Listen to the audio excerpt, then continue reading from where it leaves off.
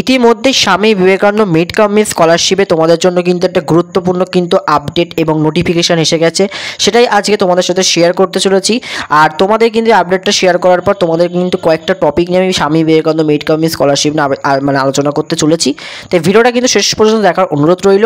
আর ভিডিওটা কিন্তু অতি অবশ্যই কিন্তু বেশি বেশি করে বন্ধুদের মধ্যে শেয়ার করো এবং পরবর্তীকালে আরও এরকম স্কলারশিপ সম্বন্ধিত লেটেস্ট আপডেট পেতে আমাদের চ্যানেলটা এডু ডায়েরি সাবস্ক্রাইব করতে বলো না। তো চলো প্রথমত দেখো, আমি একদম তোমাদের সামনে ঠিক স্বামী বিবেকানন্দ মিড কাম মিস স্কলারশিপের যে অফিসিয়াল ওয়েবসাইট রয়েছে সেখানে আমি জাস্ট ওপেন করেছি, যেখানে তোমরা লাস্ট যে নোটিশ পেয়েছিলে, যেখানে তোমাদের বলা হয়েছিল যে তোমরা যারা 2024-25 শিক্ষাবর্ষে তোমরা যারা আবেদন করেছিলে সেক্ষেত্রে তোমরা যারা রেকটিফাইড ডকুমেন্টস, অর্থাৎ তোমাদের যাদের ডকুমেন্টসে ভুল ভ্রান্তি এসে গেছিলো বা তোমাদের যাদের ডকুমেন্টসে সমস্যা হয়েছিল বা তোমাদের স্বামী বিবেকানন্দ মিড কাম মিস স্কলারশিপের যে অথরিটি থেকে রিজেক্ট করে দেওয়া হয়েছিল তোমাদের ডকুমেন্টস, তারা কিন্তু তাদের ডকুমেন্টসগুলোকে কিন্তু একদম রিআপলোড করে তাদের কিন্তু ডকুমেন্টসগুলোকে আবার ঠিকঠাক করে নিতে পেরেছিল, লাস্ট যেটা তোমাদের আপডেটে বলা হয়েছিল। এখন একটা নতুন আপডেট স্বামী বিবেকানন্দ মিড কাম মিস স্কলারশিপ থেকে দেওয়া হয়েছে, যেখানে দেখো আমি আপডেটটা তোমাদের সামনে পড়ে দেখাচ্ছি। লেখা আছে verification of fresh application 2024-25 from institution end will be closed on 4/11/2025, please verify all remaining applications by then. অর্থাৎ এখানে তোমাদের বলে দেওয়া হচ্ছে যে 2024-25 শিক্ষাবর্ষে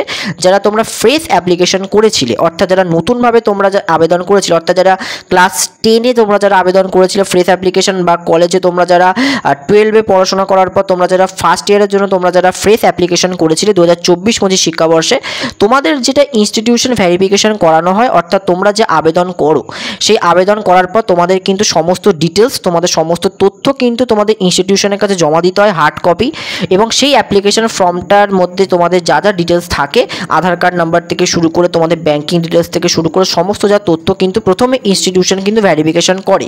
ইনস্টিটিউশন ভেরিফিকেশন করার পরেই তবে কিন্তু তারা সেই তোমাদের যে ডকুমেন্টস বা তোমাদের যে অ্যাপ্লিকেশনটা সেটা কিন্তু তারা জেলা স্তরে ফরওয়ার্ড করে। ওই জন্য দেখবে তোমাদের স্ট্যাটাসে কিন্তু ফরওয়ার্ড বাই HOI দেখায়, অর্থাৎ তোমাদের কিন্তু অ্যাপ্লিকেশন ফর্মটা তোমাদের কিন্তু হেড অফ ইনস্টিটিউশন থেকে তোমাদের কিন্তু ফরওয়ার্ড করা হয়। সেক্ষেত্রে এই তোমাদের যারা 2024-25 শিক্ষাবর্ষে তোমরা যারা এমন অনেক ক্যান্ডিডেট রয়েছে যারা তোমরা এখনও পর্যন্ত 2024-25 শিক্ষাবর্ষে ফ্রেশ অ্যাপ্লিকেশন করেছো, কিন্তু ফ্রেশ অ্যাপ্লিকেশন করার পরেও তোমরা কিন্তু তোমাদের প্রয়োজনীয় ডকুমেন্টসগুলো তোমরা এখনও পর্যন্ত ইনস্টিটিউশন, অর্থাৎ তোমার যে নির্দিষ্ট স্কুল বা তোমাদের নিজস্ব যে কলেজ রয়েছে সেখানে গিয়ে যদি জমা দিয়ে না থাকো, বা কলেজ থেকে বা স্কুল থেকে যদি তোমরা তোমাদের ডকুমেন্টসগুলোকে ভেরিফিকেশন না করিয়ে থাকো, সেক্ষেত্রে তোমাদের কিন্তু বলে দেওয়াই হয়েছে যে তোমাদের কিন্তু 4ই নভেম্বর 2025 সালের মধ্যে তোমাদের কিন্তু সমস্ত প্রসিডিওর কিন্তু করে নিতে হবে। অর্থাৎ তোমরা যারা এখনও পর্যন্ত স্বামী বিবেকানন্দ মিড কাম মিস স্কলারশিপ আবেদন করেছো কিন্তু এখনও পর্যন্ত তোমাদের কলেজ বা তোমাদের স্কুলে গিয়ে তোমাদের ডকুমেন্টসগুলো, অর্থাৎ তোমাদের কাস্ট সার্টিফিকেট, তোমাদের HS মার্কশিট থেকে শুরু করে তোমাদের আধার কার্ড, এইগুলো এখনও পর্যন্ত কলেজ থেকে বা স্কুল থেকে ভেরিফিকেশন করাওনি, তোমরা কিন্তু যত সম্ভব 4 তারিখের মধ্যে তোমরা কিন্তু তোমাদের ইনস্টিটিউশনে বা তোমাদের নিয়ারেস্ট যে ইনস্টিটিউশনে তোমরা পড়াশোনা করছো সেখানে গিয়ে তোমাদের কিন্তু ডকুমেন্টসগুলো কিন্তু ভেরিফিকেশন করিয়ে নিও। কারণ এই 4 তারিখের মধ্যে যদি তোমরা তোমাদের ডকুমেন্টস ইনস্টিটিউশন থেকে ভেরিফিকেশন না করাও, সেক্ষেত্রে তোমরা কিন্তু আর এই 2024-25 শিক্ষাবর্ষে কিন্তু স্কলারশিপ পাবে না। সেক্ষেত্রে তোমাদের কিন্তু একটা বছর পুরোপুরি কিন্তু নষ্ট যাবে। এই তথ্যটাই কিন্তু এখানে দিয়ে দেওয়া রয়েছে। আর নিচে লিখে দেওয়া এটাও রয়েছে, please verify all remaining application by then. অর্থাৎ বলেই দেওয়া হয়েছে যে যাদের ডকুমেন্টস এখনও ভেরিফিকেশন করা হয়নি তারা কিন্তু যথাসম্ভব পারে ভেরিফিকেশন করিয়ে নিতে।